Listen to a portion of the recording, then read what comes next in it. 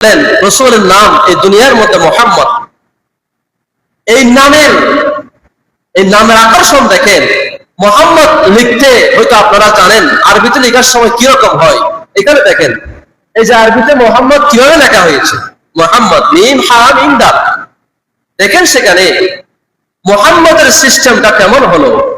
একজন মানুষ যখন সিজদায় যায়, সিজদায় যেই সূরত একজন মানুষের হয়, এই মোহাম্মদ লেখার সূরতটাও তেমন। সুবহানাল্লাহ। দেখেন প্রথম মিমটা মানুষের মাথার সাথে সদৃশ। এভাবে মানুষের মাথা যেমন এভাবে যায়, ওভাবে একজন মানুষের মাথার মতো।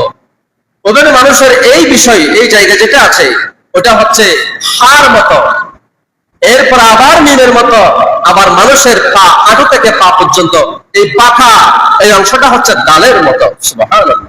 এই মোহাম্মদ নামটা আল্লাহ পাকের মানুষের সিজদার সাথে সদৃশ বানিয়ে দিয়েছে।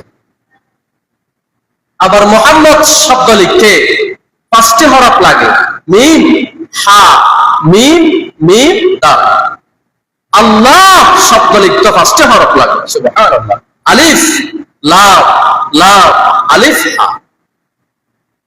আল্লাহর নামের মধ্যে আল্লাহ পাক 5টি হরফ দিয়েছেন। আর তার প্রিয় নবী মুহাম্মদের নাম লিখতেও আল্লাহ পাক 5টি হরফ দিয়েছেন। সুবহানাল্লাহ। তাহলে আল্লাহ শব্দ বললে যদি ধরা হয় এক একটি হরফে 10 থেকে 50 থেকে শেখানো হবে, মুহাম্মদ শব্দ নিলেও 50 থেকে শেখানো হবে।